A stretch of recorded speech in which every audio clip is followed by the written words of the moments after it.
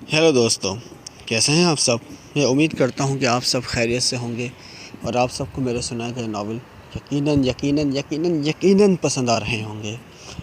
تبھی تو مجھے آپ سے اتنی اچھی سجیشن مل رہی ہیں، اس لیے تھینک یو سو مچ۔ میرے تمام تر سننے والے لوگوں سے یہی گزارش ہے اور یہی کہنا ہے، بس آپ کا بہت بہت شکریہ، آپ کا بہت بہت شکریہ، آپ کا بہت بہت شکریہ۔ اور جس نے میرے چینل کو سبسکرائب کیا ہے اس کا ڈبل شکریہ، اور جس نے میرے چینل کو سبسکرائب نہیں کیا ہے وہ پلیز جلدی سے نیچے دیے گئے سبسکرائب پہ بٹن پہ کلک کرے، میرے چینل کو سبسکرائب کرے اور نوٹیفیکیشن کو آل کر لے تاکہ اس کو میرے تمام تر ناولز کی اپڈیٹ باوقت ملتی رہیں۔ دوستو، آج کا ناول سٹارٹ کرنے سے پہلے مجھے آپ سے ایک چیز کنفرم کرنی تھی۔ جیسے کہ میں آپ کے سامنے مختلف ناولز، کوئی افسانہ نکلتا ہے تو کوئی ناولز ہوتا ہے، چھوٹا ہوتا ہے بڑا ہوتا ہے، میں آپ کے سامنے پیش کرتا رہتا ہوں، لیکن مجھے آپ سے ایک چیز کنفرم کرنی تھی۔ اگر میں اپنے ناولز کے ساتھ ساتھ کوئی اسلامک ہسٹری آپ کے ساتھ شیئر کروں، تو مطلب اسلامک اسٹوری آپ کے ساتھ شیئر کروں، تو اس بارے میں آپ کی کیسی رائے ہے؟ اسٹوری جیسے کہ اسٹوری یار، اسلامک اسٹوریز جو ہوتی ہیں آپ اچھی طرح جانتے ہیں یار مجھ سے، تو مجھے آپ ضرور بتائیے گا، تاکہ یا اگر آپ مجھے کوئی رائے دے سکیں کہ میں ناولز تو اپلوڈ کرتا ہوں اور انشاءاللہ میں آپ کے لیے اپلوڈ کرتا رہوں گا، اس سے ہٹ کر اگر آپ کوئی ایکسٹرا چیز سننا چاہتے ہیں، کوئی ایکسٹرا چیز کے بارے میں جاننا چاہتے ہیں، تو مجھے کمنٹس کر کے ضرور بتائیے گا۔ میں آپ کے لیے وہ ایکسٹرا چیز جو آپ مجھے بولیں گے، انشاءاللہ میں کوشش کروں گا کہ اپنا 100% دے کر آپ کے سامنے وہ چیز لا سکوں اور آپ اس سے فائدہ اٹھا سکیں۔ چلو ملتے ہیں آج کی ناول کی طرف۔ آج کا ناول ہے، چھوٹا ناول ہے، مطلب اتنا بھی چھوٹا نہیں ہے یار، بس چھوٹا ہے۔ اس کا نام ہے آنکھ اور منظر، ٹھیک ہے، آئی اینڈ ویو، آنکھ اور منظر، اور اس کے رائٹر ہیں امت العزیز شہزاد۔ آئی ڈونٹ نو یہ رائٹر کون ہے، خیر امت العزیز شہزاد اس کے رائٹر ہیں، اور ہم اس ناول کو شروع کرنے جا رہے ہیں۔ پہر 3 بجے کا عمل تھا۔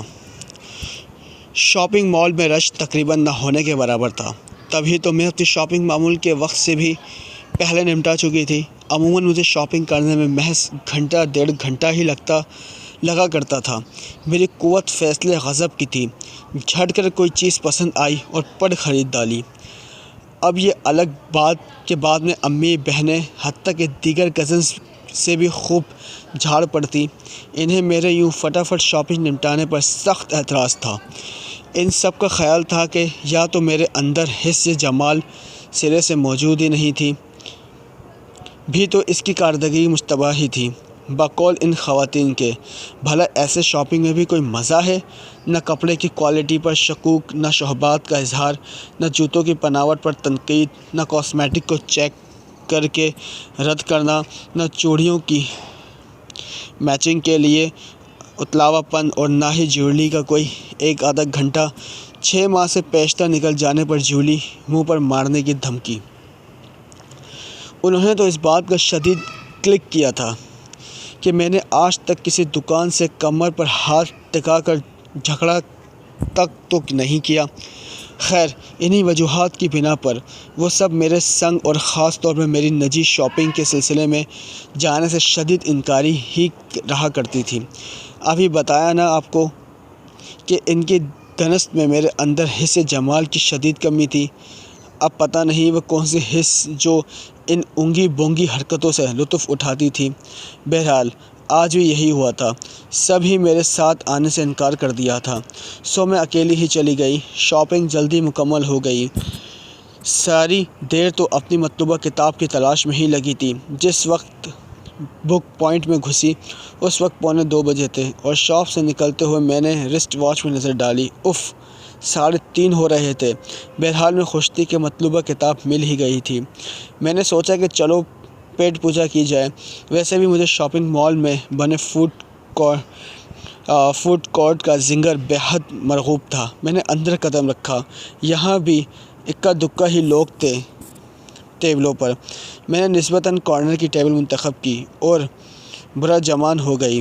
شاپر اپنے ساتھ جبکہ ٹیبل پر ایک ہی طرف رکھ دیے۔ جی میڈم، ویٹر فوراً ہی چلا آیا۔ ایک بگ زنگر، 2 چیز اور کوک۔ میں نے آرڈر نوٹ کروایا۔ میں جانتی تھی کہ آرڈر آنے میں تھوڑا وقت لگے گا، جو اس لیے مزے سے نئی نویلی کتاب کھول کر اس کی ابتدائی پڑھنے لگی۔ تبھی سامنے سے 2 آدمی اور ایک لڑکی آتی دکھائی دیے۔ انہوں نے ٹھیک میرے سامنے والی میز کا انتخاب کیا۔ لڑکی بدرنگ سیاہ عبایا اور سرمئی نقاب میں تھی۔ دبلی پتلی، نقاب سے جھانکتی اس کی آنکھیں مدقوق سی تھیں، جبکہ اس کے ساتھ پرجوان آدمی نے کالی بدرنگی پتلون کی جس کے پائنچے خاصے گھسے ہوئے تھے اور ملجگی سی نیلی شرٹ پہن رکھی تھی۔ تیسرا آدمی بے حد ناگوار حلیے میں تھا، پکا سانولا رنگ، پیلی پیلی سی آنکھیں، کندھے سے گرتے قمیض، مگر اس کے پاس کافی سارے شاپنگ بیگز تھے جو کہ اس آدمی نے اپنے ساتھ ہی رکھ لیے تھے۔ مجھے قدرے حیرت ہوئی، ان کے حلیے کے ارد گرد کے ماحول سے قطعی میل نہ کھاتے تھے کہ اگر اس شاپنگ مال کی بات کی جائے تو اس کا شمار شہر کراچی کے بڑے اور مہنگے شاپنگ سینٹر میں ہوتا ہے، اور ظاہر ہے ایسی جگہ پر عموماً اس حلیے کے لوگ شاپنگ نہیں کرتے۔ پتہ کیا کھائے گی؟ لڑکی کے ساتھ بیٹھے شخص نے پوچھا۔ او یو، ایسے جلدی بھی کیا ہے؟ پہلے بات تو کرو۔ وہ ٹنکی۔ نہیں، پہلے بتا دے، یہ لوگ بنانے میں کافی دیر لگاتے ہیں۔ اپنے علاقے جیسا حساب نہیں ہے جہاں سب کچھ پہلے سے تیار مل جاتا ہے، میں نے کہا، گو کہ وہ اپنے لحاظ سے دھیمی آواز میں ہی بات کر رہے تھے، لیکن میری ٹیبل چونکہ ان سے قریب تھی اور کچھ یہاں کا ماحول بھی خاصے پرسکون تھا، اس لیے ان کی آواز گونج رہی تھی۔ ٹکا مل جائے گا؟ ہاں، تو پھر منگوا لو۔ اچھا، اور میں کیا کھاؤں؟ اس آدمی نے شرارت سے پوچھا۔ تمہارے لیے میں لائی ہوں کڑھائی پکا کر، اس نے فخریہ کہا۔ بہرحال انہوں نے آرڈر دے دیا۔ میں بڑے غور سے ان تینوں کو دیکھ رہی تھی۔ سچی بات ہے کہ نہ جانے کیوں ان کے انداز اتوار مجھے مشکوک لگے تھے۔ لڑکی، جس نے ابھی تک چہرے سے نقاب نہیں ہٹایا تھا، آواز سے کافی چھوٹی بلکہ نو عمر ہی لگ رہی تھی۔ میم، اور کچھ؟ میرا آرڈر ٹیبل پر سجاتے ویٹر نے پوچھا۔ نو تھینکس۔ میری نظر اب بھی وہیں تھی۔ گھر سے کیا بول کر لایا ہے تو؟ پینٹ شرٹ والے نے شلوار قمیض والے سے استفسار کیا۔ وہ جواباً دائیں بائیں دیکھ کر ہنسا۔ اپنے ساتھ لایا ہوں۔ اور کیا کہتا؟ اس کی اماں نے اعتراض نہیں کیا؟ کرے بھی تو کیسے، مجھ پر اعتماد کرتی ہے۔ وہ ہنسا۔ اس بار لڑکی نے بھی اس کا ساتھ دیا۔ اتنے میں ان کے سیدھے ہاتھ کی ٹیبل پر 2 بھاری بھرکر خواتین شاپنگ بیگز لدی بندھی آ کر ڈھیر ہو گئیں۔ ان کی سانسیں اتل پتل ہو گئیں۔ ویٹر نے ان کے پاس دوڑا چلا آیا۔ 2 لیمونیڈ لاؤ فوراً، آرڈر بعد میں دیں گے، ان میں سے ایک نے کہا۔ ویٹر تعمیل کر دوڑ آیا۔ وہ سوٹ دکھاؤ جو ابھی ہم نے لیا ہے، لڑکی بولی۔ سامنے بیٹھے آدمی نے ایک شاپر میں سے جھلملاتا ملٹی شیڈ کا ایک سوٹ نکالا۔ لڑکی اسے اپنے اوپر رکھ کر دیکھنے لگی۔ قربان جاؤں، بہت پیاری لگے گی تو اس میں، پینٹ شرٹ والا اس پر جھک کر کہہ رہا تھا۔ چھوڑو جی، مجھے تو وہ جامنی والا ہی بھایا تھا، پر تم نے یہ لے لیا، وہ نخرے سے بولی۔ شلوار قمیض والا مسلسل پیلے دانت نکالتے دکھائی دیتا تھا۔ چندہ، وہ بھی لے دوں گا، ابھی تو 2 دفعہ کا پھیرا ہے اور باقی ہے، ابھی کہاں تیری خریداری مکمل ہوئی ہے، وہ بڑے پیار سے بولا اور پیار سے اسے کندھا تھپتھپایا۔ لڑکی نے ہاتھ نہیں چھڑایا۔ دونوں بھاری بھرکم خواتین کی چینی منی آنکھیں حیرت سے گویا پھٹی رہ گئی ہیں ان کو دیکھ کر۔ نقاب تو اتار دو، وہ بولا۔ نہیں بھائی، اگر جو اماں کا کوئی جاسوس ہوا تو، وہ سہمے الفاظ میں بولی۔ ہر وقت تیرے سر پر تیری ماں کا بھوت سوار رہتا ہے، اتنا ہی ڈرتی ہے اس سے تو مت آیا کر میرے پاس، وہ غصے سے نتنے پھلا کر بولا۔ ڈرتی میں ان سے نہیں، ان کے خصم سے ہوں، شکایت لگا کر مجھے گھر سے بند کر دیں گی، وہ روحانسی ہو کر بولی تو وہ یک بخت نرم پڑ گیا۔ تجھ پر کیوں اتنی نظر رکھتی ہے وہ عورت؟ اپنے باری میں تو طلاق لے کر اپنے یار کا گھر بسانے چلی تھی، تب اس سے کوئی خیال نہیں آیا؟ اسے میرا نہیں تیرا خیال ہے۔ ہاں، یہ ٹھیک کہہ رہی ہے، سامنے بیٹھے شخص اپنے پیلے دانت نکال کر کہہ رہا تھا۔ بڑا گھبراتی اس بات سے کہ کہیں یہ تجھ سے نہ مل جائے، اور پھر اس کا اپنے خصم کے بھتیجے سے اس کا نکاح کروانے کا جو ارادہ ہے نا، وہ تیری وجہ سے ہی تو خاک میں مل سکتا ہے، وہ مزے لے کر بولا۔ मैं अभी तक इनमें खोई हुई थी। न जाने क्या किस्सा था ये, और मैं भी कसम खाई है इनका मंसूबा खाक ने ना मिलाया तो मेरा नाम भी रशीद अली नहीं। वो बोला। इतने में इनका ऑर्डर आ गया। लड़की ने अपने पुराने से हैंड बैग से कोई बर्तन नुमा चीज़ निकाली और खाली प्लेट पर उठा दी। लड़की टिक्का खाने लगी। खाते वक्त भी इसने नकाब नहीं उठाया था, बल्कि हाथ नकाब के अंदर ले जाकर खा रही थी, और वो दोनों औरतें अब भी इनको देख कर तरह तरह के मुँह बना रही थीं। मायने खैस इशारे, आँखों की हरकत, मुझे भी हकीकतन इन्हें देखकर कुछ अजीब सा ही महसूस हो रहा था। कैसा है? लड़की ने गालिबन सालन के बारे में इस्तफसार किया। ज़बरदस्त, तेरे हाथ में बड़ा जायका है। इसने लड़की के हाथ उठाकर चूम लिए। औरतों के हैरत से मुँह खुले रह गए। मैंने भी नागवारी महसूस की। इस वक्त फूड कोर्ट में हम तीनों, यानी मेरे इन तीनों और इन दोनों ख़वातीन के अलावा और कोई नहीं था। 15 दिन है तेरे पास, रह ले इस औरत के साथ। 15 दिन के बाद का टिकट कटाऊंगा। साल से चलेंगे लाहौर, वहाँ मेरे चचा का लड़का है, इसे बता दिया है सब कुछ, वो इंतज़ाम रखेगा सब चीज़ों का, बस एक बार यहाँ से निकल।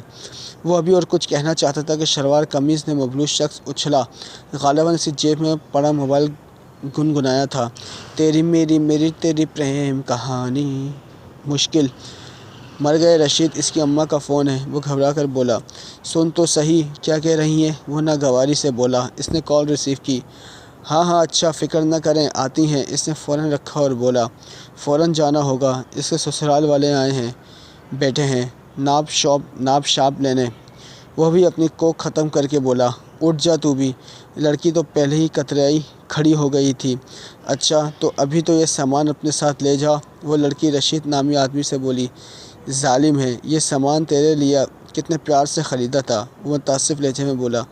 गम न कर, शाबाश, जहाँ तक इतना सब्र किया है वहाँ चंद दिन और सही, फिर हम तो 15 दिन की ही बात है। शलवार कमीज़ वाले ने गोया से दिलासा दिया। वो जल्दी से बल देख कर उठे और फूड कोर्ट से निकलते चले गए। तौबा तौबा, क़यामत की सारी निशानियाँ नज़र आ रही हैं। हरीफ़ा कैसी दीदा दिलेरी से बैठे बुड्ढे के साथ भागने का प्रोग्राम बना रही थी। इनके जाने के बाद इनमें से कोने वाली ने कल्ले पीटे तो और क्या, और लख लो मेरी बात, ठीक आदमी नहीं था जो इसे लिए फिर रहा था। क्या पता ब्रोकर हो, दूसरी वाली ने लब कुशाई की। हाँ तो और क्या, देखा नहीं था कैसे मीसने पन से बिठा इन दोनों को कम बख्तों का घुल मिल के बातें करने का मौका फराहम कर रहा था। दीदों का पानी मर गया है, कम बख्त, कैसे बन बन के यूँ बोल रही थी, ज़रा हया नहीं है। जी मैडम जी, सुनिए, कह रही हैं जी, मुझे भी लग रही थी। और वो 2 नंबर। इनकी टेबल साफ़ करते वेटर ने कहना ज़रूरी समझा। अब इन दोनों ख़वातीन ने मेरी तरफ यूँ देखा गोया मैं भी इनका ज़िक्र खैर में अपना हिस्सा डालूं, मगर मैं क्या कहती, सब अपने अमाल के ख़ुद जवाबदा हैं। मैंने ठंडी सांस ली और बिल देकर उठ खड़ी हुई। मम्मा, मेरी नज़र इस सूट के शॉपर पर पड़ी जिससे वो लड़की देख रही थी, और जो यकीनन गलती से यहीं रह गया था। वैसे भी मुझे कोई सरोकार नहीं होना चाहिए था, मगर ऐसा है कि मेरे अंदर खिदमत खल्क़ के जरासीम भी बदरजा आतम मौजूद हैं। सो जल्दी से शॉपर उठाया और गोया भागती हुई मैं इस फूड कॉर्नर से बाहर आई। इधर उधर तलाश किया मगर नाकामी। थोड़े आगे बढ़ी, मेन रोड पर वो टैक्सी रोकते दिखाई दिए। मैं तकरीबन दौड़ती हुई इनकी तक पहुंची। लड़की और शलवार कमीज़ वाला टैक्सी में बैठकर जा चुके थे और वो खिड़की में झांका खड़ा था। एक लम्हे के लिए मुझे नफ़रत सी महसूस हुई, जैसे ही लोग हैं जो माशरे में बेपरवाही से बाज बन रहे हैं। मगर मेरे पास अमानत थी, सो मुझे से मुखातिब करना ही था। मैं इनके करीब आई। लड़की रो रही थी हिचकियों के साथ। कुछ करो जल्दी, माँ को तुम्हारी तरफ से धड़का है, ऐसा न हो कि वो कल ही मेरा निकाह कर दें, शौहर की अय्याश भतीजे से कर दें। इस औरत को तो दौलत के आगे कुछ दिखाई नहीं दे रहा, मुझे तुम्हारा ही सहारा है। गम न कर रानी, कुछ नहीं कर सकेगी वो ऐसा करते ही मैं बरसों में तुझे ले चलता हूँ यहाँ से। अभी घर जा, कल अपना सामान समेट, मैं कल रात के टिकट कटाने की कोशिश करता हूँ। जा रानी, फ़िक्र न कर, मैं गरीब सही मगर इतना बेबस नहीं हूँ कि तेरे लिए कुछ न कर सकूँ। बस अब मत रो, चुप कर जा, नहीं तो तेरी माँ को पता चल जाएगा घर जाकर। वो आदमी گلو کے لیے لہجے میں اسے دم دلاسے دے کر ٹیکسی کو رخصت کر کے آگے بڑھ رہا تھا کہ میں ایک لخت ہوش میں آئی اور جھجکتے سے پکارا، ایکسکیوز می بھائی صاحب، ذرا سنیے، مجھ سے کچھ کہا آپ نے؟ وہ مڑ کر تحر انداز لہجے میں بولا، جی جی دیتی، یہ آپ کا شاپر وہاں رہ گیا تھا۔ میں نے جلدی سے ہاتھ میں موجود اکلوتا شاپر کی طرف بڑھایا تھا۔ میں نے اپنا سامان دوسرے ہاتھ میں تھام رکھا تھا۔ ارے یہ کہاں رہ گیا تھا؟ اس آدمی نے گویا جھپٹ کر مجھ سے شاپر لے لیا تھا۔ جہاں آپ کھانا، یہ وہاں رہ گیا تھا۔ نہ چاہتے ہوئے بھی میرا لہجہ تلخ ہو گیا۔ بڑی مہربانی جی، آپ کا بہت بہت شکریہ۔ سوٹ کھو جاتا تو بڑا ہی دکھ ہوتا مجھے۔ پورے 5,000 پونے 200 کا سوٹ ہے۔ میری آنکھوں میں کھپا پڑ رہا تھا، اس لیے خرید ڈالا۔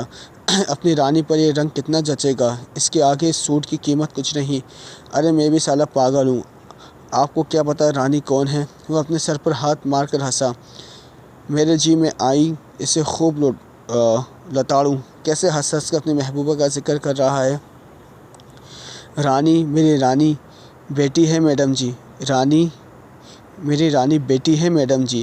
اپنے چچا کے لڑکے سے اس کی شادی کروا رہا ہوں نا، وہاں لاہور میں ہوتا ہے وہ، وہاں شوگر کی مل میں بڑی اچھی تنخواہ پر کام کرتا ہے۔ اچھا جی، اجازت، میری بس آ گئی۔ وہ ایک بار پھر آپ کی مہربانی۔ 5,000 کی چپٹ لگ جانی تھی، نہیں تو وہ اپنے ہی کسی کیفیت کے زیر اثر خوشی خوشی وہ سرشاری سے بھرپور لہجے میں کہہ کر چلا گیا۔ میں وہیں کھڑی تھی، اس سے کچھ اور کہہ نہ سکی، اور ویسے بھی میرے پاس کہنے کے لیے کچھ نہیں تھا، اس لیے ایک ٹھنڈی سانس بھر کر اپنی گاڑی کی تلاش میں پارکنگ ایریا کی جانب چل پڑی۔ تو دوستو، آپ کو یہ چھوٹا سا ناول یا چھوٹا سا افسانہ کیسا لگا؟ اس ناول کا مفہوم دیکھا جائے یا اس افسانے کا مفہوم دیکھا جائے تو انسان کے جو بھی حالات ہوتے ہیں، مطلب وہ جو کچھ پہنتا ہے یا سوٹ کپڑے ہوتے ہیں یا اس کا بات کرنے کا لہجہ ہوتا ہے، اکثر انسان اس کے حلیے سے مشکوک ہوتا ہے اور اسے غلط سمجھتا ہے۔ کچھ لوگ ایسے ہوتے ہیں جو واقعی غلط ہوتے ہیں، لیکن کچھ لوگ ایسے ہوتے ہیں جو اپنے حلیے سے کچھ اور ہوتے ہیں اور دل میں کچھ اور کہتے ہیں، جیسے اس ناول میں بتایا گیا ہے۔ جیسے اس ناول میں آپ نے سنا ہوگا کہ شروع سے اس لڑکی کو لگ رہا تھا کہ وہ اسے بھگا کر لے جا رہا ہے، لاہور شادی کی باتیں کر رہا ہے، وہ اس بڈھے سے شادی کرے گی، ایکسیکٹرا ایکسیکٹرا۔ لیکن ان دی لاسٹ اسے یہ بات سمجھ میں آئی کہ وہ بوڑھا شخص جسے وہ اپنی بار بار رانی کہہ رہا تھا، وہ دراصل اس کی بیٹی تھی، اور وہ اس کو رشتے کے لیے لاہور لے جا رہا تھا، وہاں اس کی شادی کرواتا ایک اچھے انسان سے۔ کیا اب میرا آپ سے سوال یہ ہے دوستو، کیا آپ کو کبھی اس طرح کا شک و شبہ ہوا ہے کسی پر؟ یہ کبھی ایسا کہ آپ کو کسی نے غلط سمجھا ہو؟ پلیز مجھے کمنٹس کر کے ضرور بتائیے گا۔ ملتے ہیں کسی اور ناول میں کسی اور کہانی کے ساتھ، جب تک کے لیے اللہ حافظ۔